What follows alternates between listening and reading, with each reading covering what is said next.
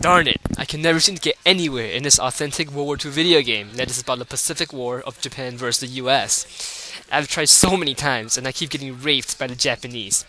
This is freaking impossible. I don't know how the heck the people back then actually won the war. Maybe if I look up some information of the real events, I will know how the levels are supposed to be played, and then I can beat the game for sure. I should probably start at the beginning. Well, here goes.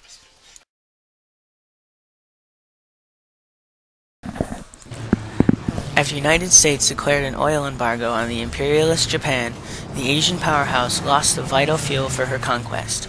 Facing an imminent end to her dream, Japan decided to launch a quick strike to end the war for the United States. On December 7, 1941, after months of careful planning, Japanese fighters flew unchallenged into Pearl Harbor, a major U.S. Navy base in Hawaii.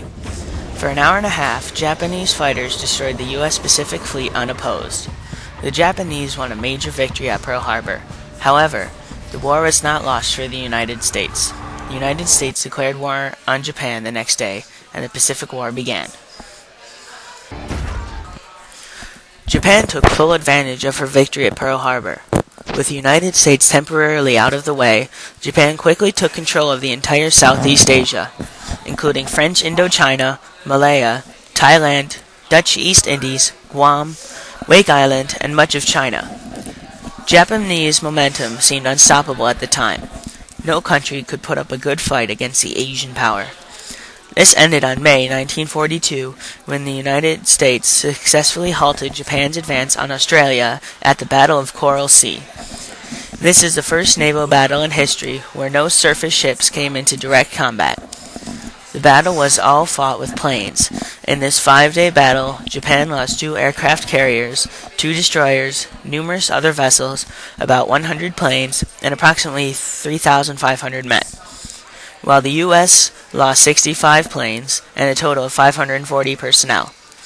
Even though the battle was inconclusive, this is the first time Japan was stopped in the Pacific, and the war began to look up for the U.S.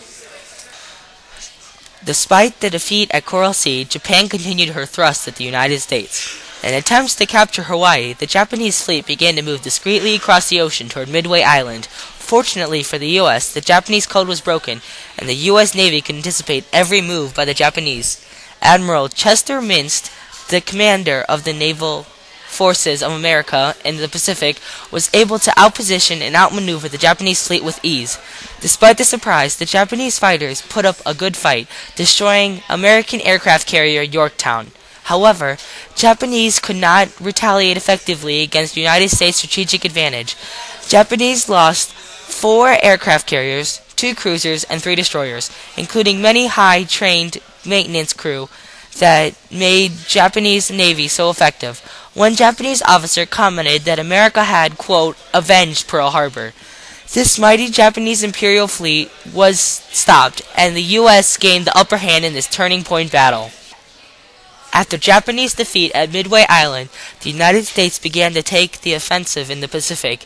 Island hopping was the main strategy the United States relied on. The idea was to capture a series of islands in the Pacific, eventually working toward an assault on the Japanese homeland. The first step for the campaign was an island called Guadalcanal. The condition was hot, humid, and overall awful. The Japanese were dug in and ready to defend their hard-earned territories.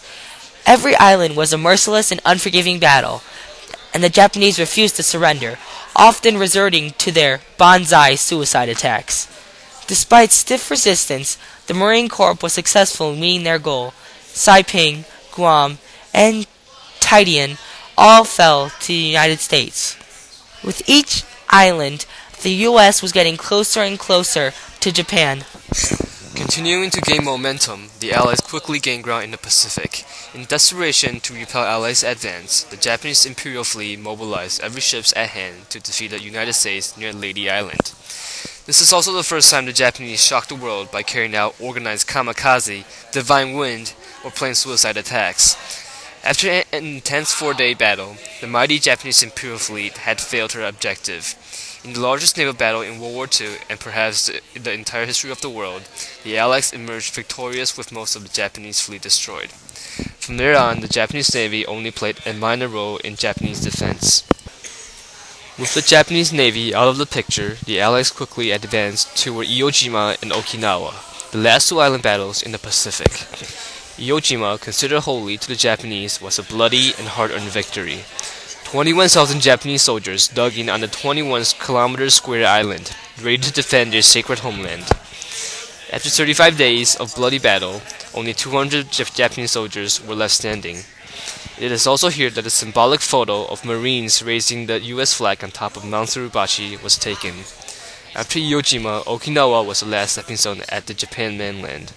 Met with even stiffer resistance than in Iwo Jima, the Japanese suffered a staggering 110,000 casualties in defending Okinawa.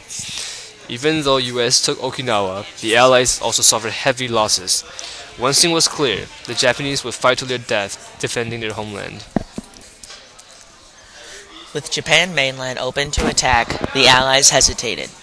Japan had proven again and again that they would defend every inch of their homeland bravely. It was also around this time that the Manhattan Project was completed. The deadliest weapon was developed, and Harry S. Truman decided to use it. On August 6, 1945, Enola Gay dropped Little Boy, the first atomic bomb, on Hiroshima. The city was completely destroyed. However, Japan's leaders still hesitated to surrender. 3 days later, Fat Man was dropped on Nagasaki, leveling half the city. Over 200,000 people died as the result. Shocked by the damage caused by the two atomic bombs, Emperor Hirohito ordered a peace proposal immediately. On September 2nd, formal surrender ceremonies were held on board USS Missouri in Tokyo Bay.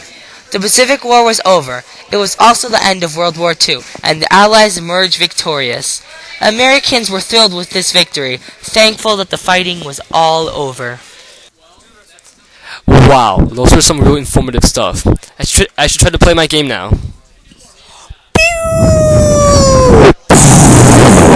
Game over. Oh my god, no way. That's exactly how the American did it, and I lost again with the exact same tactic. This is ridiculous. Even after looking through all this dumb educational video, I'm still stuck on the first level. Ugh. I'm so frustrated, I'm gonna take my anger out on the keyboard.